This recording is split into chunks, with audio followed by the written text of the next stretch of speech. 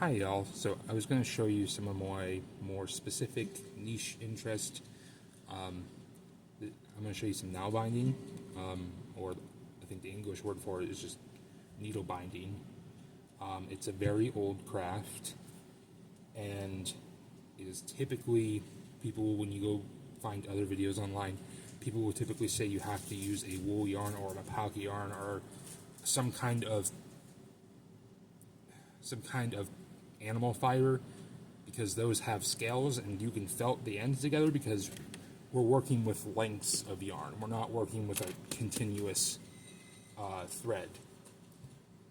And we just use a single needle to do this. Now, I have a needle that I have carved out of an antler that I like to use. But you don't have to have that. If you wanted to try it, you could just have one of these plastic darning needles, smaller one, a bigger one. Those would work just fine. Now, I wanted to make this a little more accessible because I wanted to show you how to use acrylic yarn. Because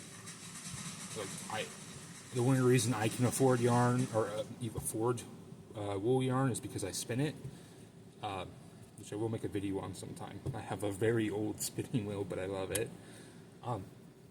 So I'm going to show you how to start off here. You can start with a slip knot, but what I like to do is just start with a ring like this and pull the tail through.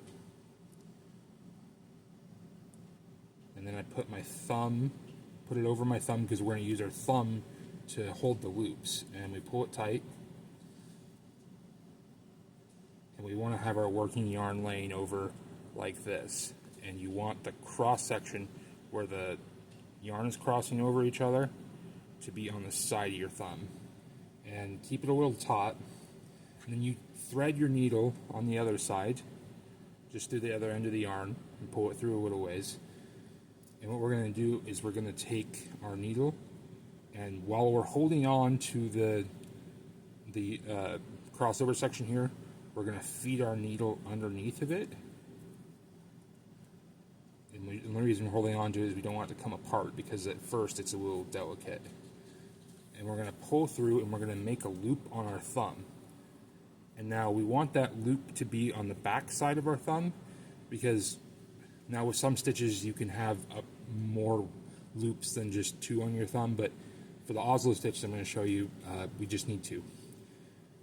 So we want the one that when we pull tightens back here, and we want our working one to be up here, because what we're going to do is we're going to pull that loop off the front of our thumb, and we're going to go underneath of it, go up, pick it up, twist it to make a little loop, and go underneath all the working yarns.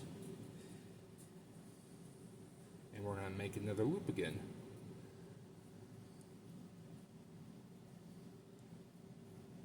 And now you may find that it looks a little loose. You can pull on the tail to tighten up that stitch, but that's all we keep doing. We just pull the loop off, cross over, go under, and we tighten up a loop.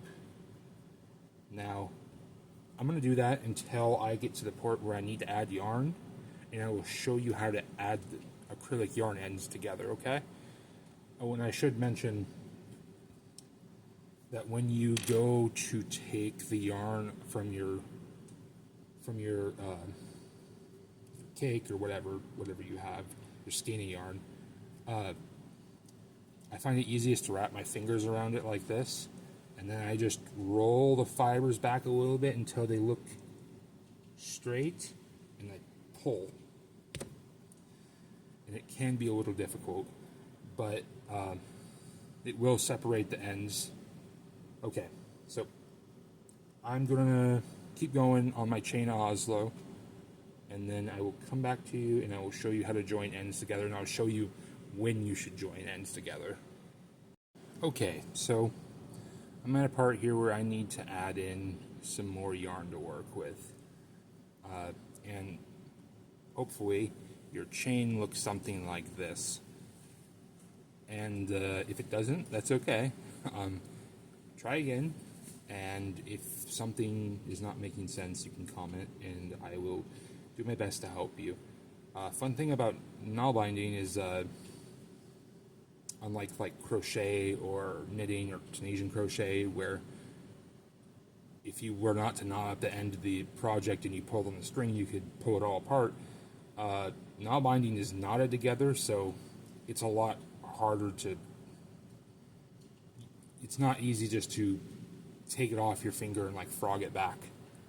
Okay, so when it comes to adding a new section of yarn, normally if you were using wool yarn or just any kind of animal fiber, you would just wet the ends a little bit and separate the fibers, put them together, rub them together between your hands to felt them. But since we are using acrylic yarn, we're gonna kind of spin it together. So we are gonna try to separate out our fibers as much as we can. We want it to look like this on both sides.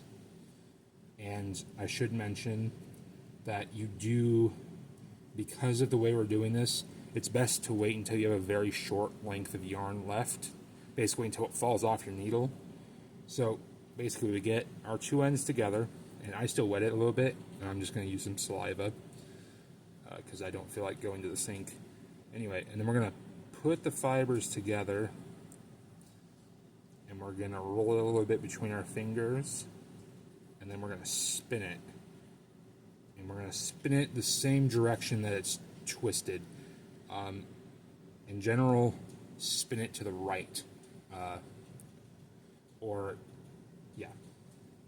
Away from you is what I should say. That might make more sense. Spin it away from you.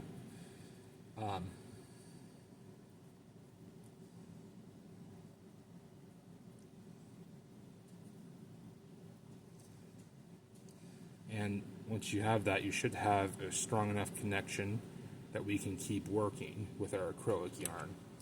So basically we just grab the end of that yarn we just added, thread it on our needle, and we can keep going.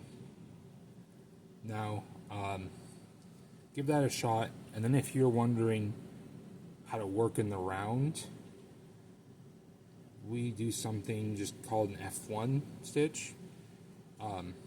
It's kind of like crochet where you'll just bring the chain around, make sure it's not twisted, and you will feed through the top loop and then work your loop like normal, your stitch like normal, the chain of Oslo. And your piece will be connected